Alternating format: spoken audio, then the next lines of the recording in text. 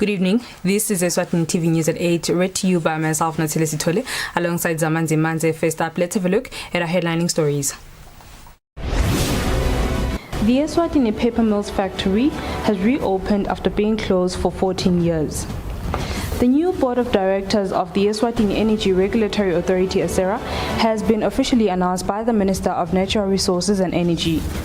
Private sector employees in Eswatini turned out in their numbers for the vaccination exercise targeted at those working in non-governmental entities. And now our bulletin in detail. The Eswatini paper mills factory has reopened after being closed down for 14 years. The factory's reopening was announced by the Minister of Commerce, Industry and Trade, Khumalo, on his site visit of the factory in Matapa. The Eswatini paper mills factory was reopened 9 months ago after it had remained shut for 14 years. The factory currently produces recycled cardbox, which is sold in Eswatini and in other SADC countries. Production in this factory has been set for 2 phases, with the second phase being projected at fully fledged toilet paper production. Speaking in his tour of the factory, the Minister of Commerce, Industry and Trade, Khumalo, explained that this factory is one of many other projects aimed at greatly boosting Eswatini's economy. In the post-COVID-19 economic recovery plan, the investors here did commit that they will be investing and getting this factory back on again. And today we're really excited to note that they are actually producing. They are producing for the Eswatini market and the Southern African market, where they have a diversity of customers. They are producing what they call craft paper, which is what they use, what their customers use to make cardboard boxes for various uses. Consular Karem Ashraf, who is one of the directors of Union Paper Limited, the company operating Eswati paper mills, explains the reason why recycled cardbox is currently the factory's main product. Now people are going back to the natural fiber instead of plastic. So the demand for boxes, the wood product, is quadruple, more than 50 times now, and it will grow because people are not going back to the byproduct of oil or petroleum or anything. So this thing is a future. Consular Ashraf says to resuscitate the factory, his company has by far invested 70 million emalangeni. He says an overall 200 million emalangeni will be eventually injected to this facility for it to reach fully fledged operations. For Eswatini TV News, Hlengiwe Ndlovu with Mbongwa Dube in Matapa. The Minister of Natural Resources and Energy, Peter Pembe, has officially announced the new board of directors of the Eswatini Energy Regulatory Authority, ESERA. The new board is led by Lungile Dlamini, who is the chairperson. The Minister of Natural Resources and Energy, Peter Pembe, in his official announcement of the new Eswatini Energy Regulatory Authority Board of Directors, first thanked the outgoing board for the groundwork that made ESERA grow into a fully fledged regulator. The minister says the incoming board comes at a time when the country is faced with the task of reducing electricity imports, which currently stand at 80%. The minister says the new board is gender balanced. The chairperson being Ms. Lungile Dlamini, that is our chairman. She is deputized by Ms. Kakazile Dlamini, who will be the deputy chair. Then there is Ms. Zanele Mlambo, who is a member.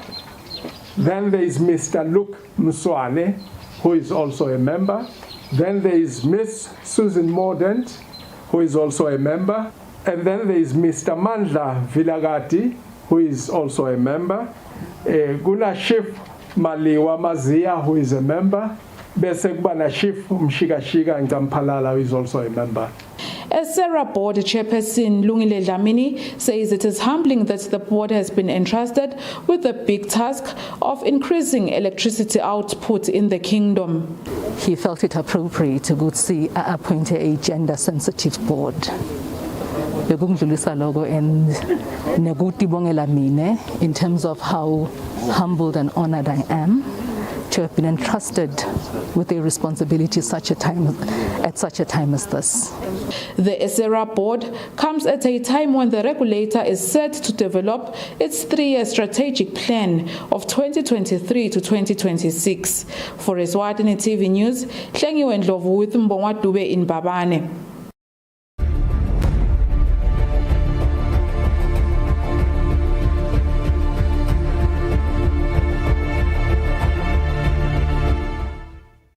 Private sector employees in Eswatini have turned out in their numbers for the vaccination exercise targeted at those working in companies and non-governmental entities, as over 3,000 people have received their jab since the exercise started 4 days ago. The vaccination program for Eswatini's private sector workforce was launched last week Thursday, whereupon on the day of the launch, 246 people received their Johnson & Johnson jab. On Monday, 1,267 private sector employees received their shots in Babane, while in Manzini on Tuesday, 1,324 people received their shots at the Millennium Park. On Wednesday, by 2 p.m., over 800 people had received their vaccine shot. Business Eswatini Chief Executive Officer Inati Dlamini says the target is to complete the exercise in record time. Why do we have to put targets per day? It's because it's costing us quite a lot of money to finance what you see here. Going from place to place, paying salaries for my nurses, that money comes from Business Eswatini. And yet we have the whole country to cover.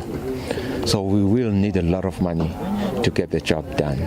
The director of Eswatini Business Coalition on HIV and AIDS, SWAP, Tobile Dlamini, attributes the success of this program to different companies which have provided financial support for the cause. We've received some encouragement for our members. We're vaccinating. Eswatini Water Corporation with Business Eswatini, they ran competitions just to check the knowledge and attitude of people towards COVID, and they were giving out very nice prizes, including food from Kentucky and some branded materials from the company. From tomorrow, the vaccination program for private sector employees will be focused in the heart of Eswatini's industrial activity, which is Matapa. The program will also be stretched out to other parts of Eswatini, including Nhlangano, Pikspik, and other areas. For Eswatini TV News, Hlengiwe Ndlovu with Mbongwa Dube at Ezulwini. Lamkapi constituency residents who are over the age of 40 came out in their numbers to receive a dose of the Johnson & Johnson vaccine. Lamkapi constituency headman expressed his gratitude to government for the vaccination campaign. The vaccination program continues as people continue to get vaccinated for COVID-19. On Wednesday, people of Lamkapi constituency who are above the age of 40 got vaccinated by the Johnson & Johnson COVID-19 vaccine. Kuyasijabulisa kakhulu nje ububona nje lapha sivese ukhuthalele lo msebenzi, siyethemba futhi nalokuthi lo muthi utawusivuma lo mjovo. Makwanazi Shiba, who is Lamkapi constituency headman, thanked the Ministry of Health for their good deed. Shiba says the people of Lamkapi constituency had wishes of being vaccinated and the government has now made it possible. Shiba then emphasized the importance of continuing to keep the COVID-19 regulations so to curb the spread of the virus.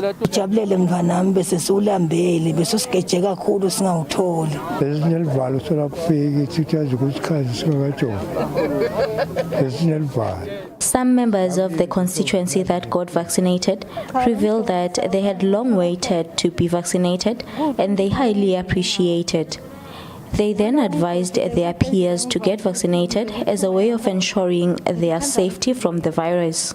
According to COVID-19 update on Tuesday, over 69,000 people are reported to have been vaccinated in the country. Reporting is Tembeli Hlema Kuchwa with Muzim Konda, Bunya.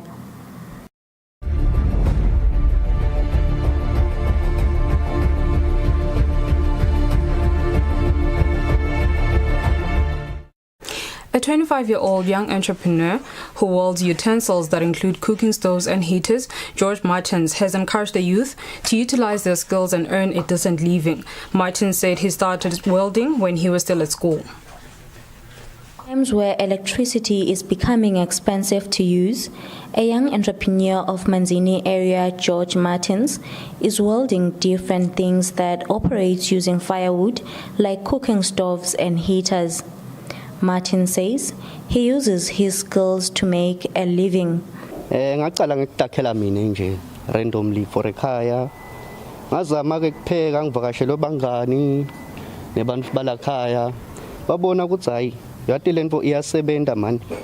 He says he has had his challenges during his early stages, whereby his things will not function the way he had anticipated. Martins emphasized the importance of choosing the rightful material to use.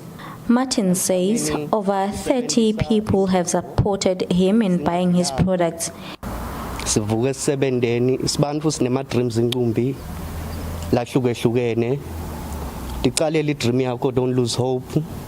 He urged the youth to use their skills to make a living.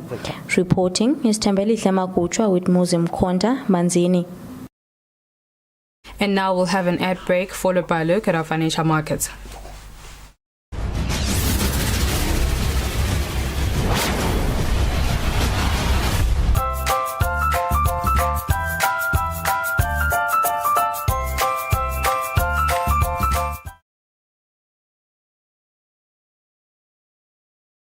My name is Eswatini. It's your boy DJ Sunday, aka CEC. Catch me and the gang on a brand new show. Amazing show. I'm so excited about first episode.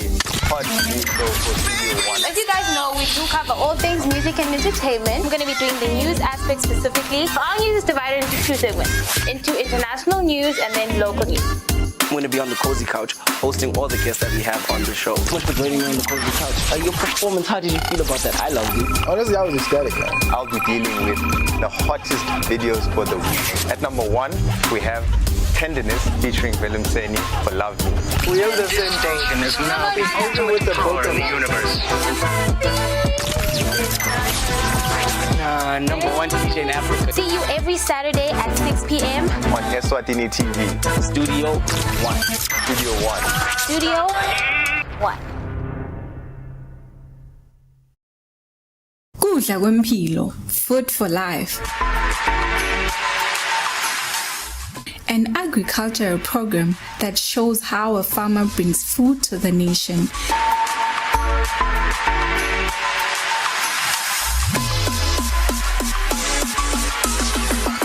Kudla kwayo leta uphinze kudle nasekufika isikhathi sebusika nalinile nje libele lana kuzone liyathwa imbela libele lahlanzeni so lonke linale mvula le moderate yethu sine lahlanzeni kudla kusemhlabathini konke lesikudingako sitakuthola emhlabathini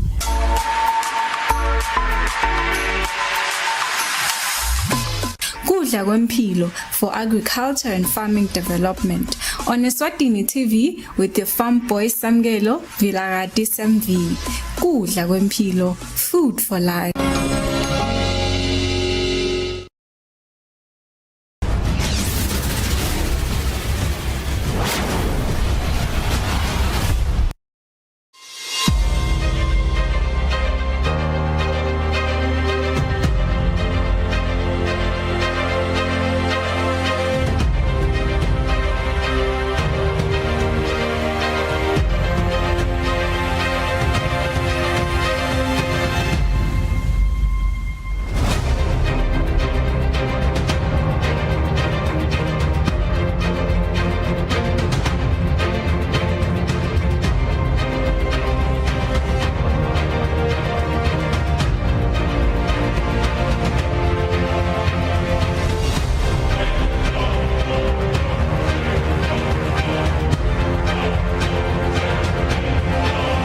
Standard Bank. It can be.